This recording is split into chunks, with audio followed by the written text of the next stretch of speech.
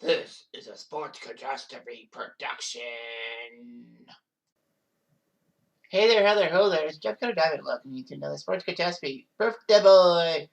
Now, I know that normally I do birthday boys who are alive, and normally when I do birthday boy or girl, I don't do the same sport back-to-back days. But because I already had done George Bell last year, there was only one good birthday, and that was this guy. And obviously, I haven't done a Sports Catastrophe on him because I started my thing last year in 2021. Anyway, so this is Whitey Ford. He was born October 21st, 1928. So if he was alive, he would be 94 years old. Not bad. He died October 8th, 2020. Ironically, 64 years to the day of Don Larson's perfect game. So, kind of weird. He was named the chairman of the board. He was one of the best pitchers around in the 50s and 60s. 10-time All-Star, 6-time World Series champion. And he looked pretty good. He has many Yankee and World Series records.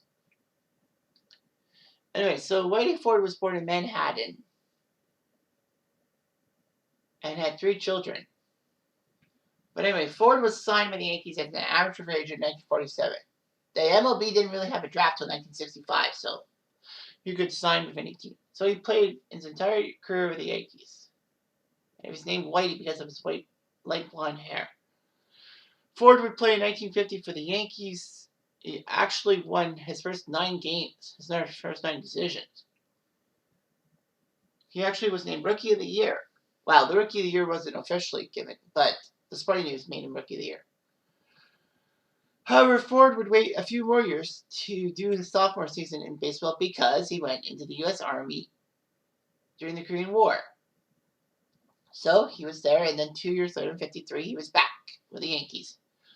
The Yankees' big 3 pitching staff became a big 4.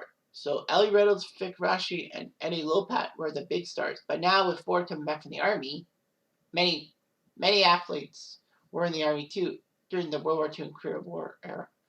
Ford had worn number 19, but then changed it to number 16, the number he's synonymous with.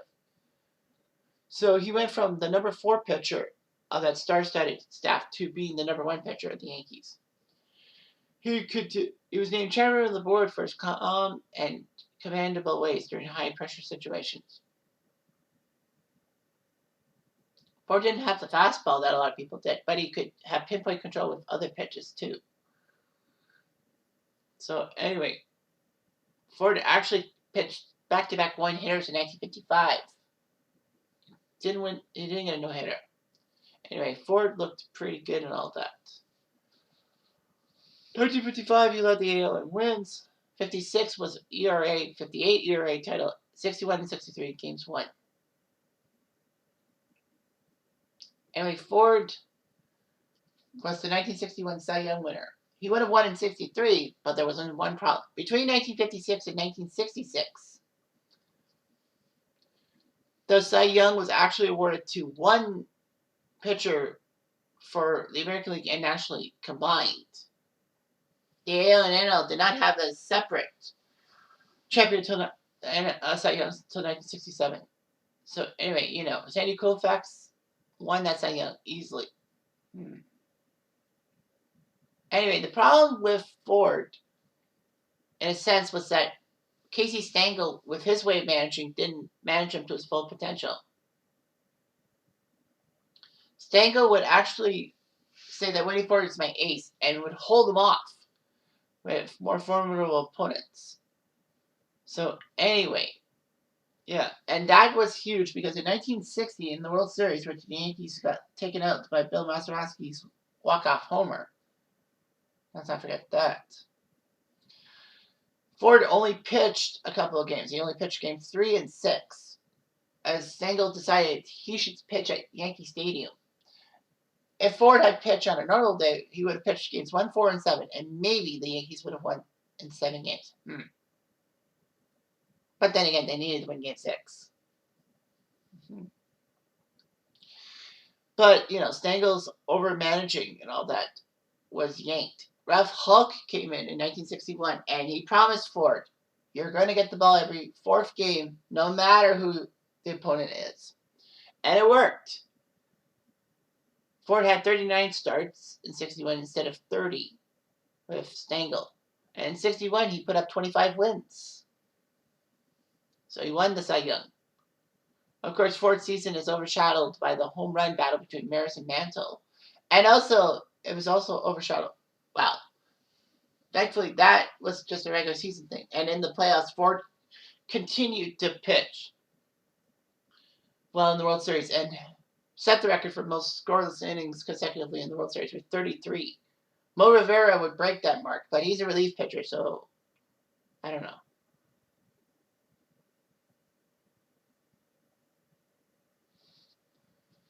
Ford unfortunately would have declining health. He had to have a circulatory problem in his throwing shoulder addressed. He retired in May 67 at age 38. And Ford said he did doctor baseballs at times.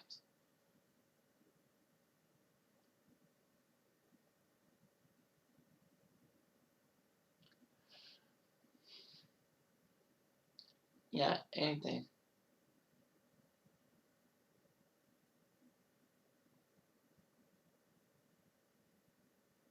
So anyway, yeah, Ford put up 236 wins for the Yankees. Still a franchise record to this day.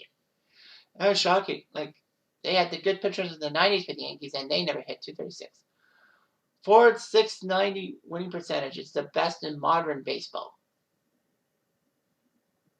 And Ford's 2.75 ERA is the third lowest among starting pitchers who started after the live ball era began in 1920. Only Clayton Kershaw and Jacob deGrom have a lower ERA, which is shocking. And they're both still active. Ford put up 45 shutout wins in his career. He wasn't known as a hitter, but who was? Not a lot of pitchers could be good hitters. Ford put up 10 World Series victories, the most in history. Unfortunately, he leads all-starters in losses with 8 and starts with 22. But innings, hits, walks, and strikeouts. So yeah, he has that consecutive streak and all that. Before Motor broke it. He was the World Series MVP, obviously. So yeah, the legacy is he went to the Baseball Hall of Fame in 1974. The savior is Mickey Mantle, and his number 16 was retired by the Yankees that season.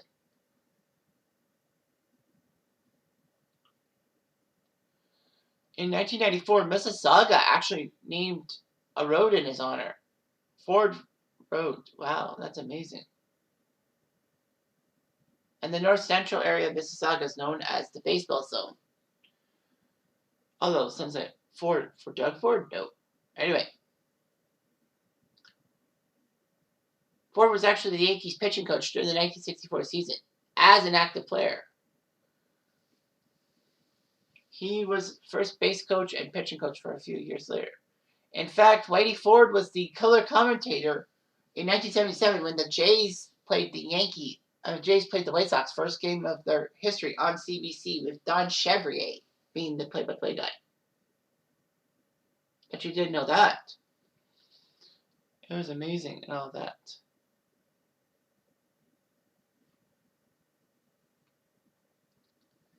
Anyway, Ford would actually open a sports themed restaurant in 2002. And it looked pretty good and all that. But it only lasted a year. Whitey Ford died 13 days before his 92nd birthday, and he was watching the Yankees play in the ALDS. He had actually suffered from dementia for several years. When he died, he was the second oldest living member of the Hall of Fame, only trailing Tommy Lasorda. And he was the last surviving member of the 56 Yankees, world champions.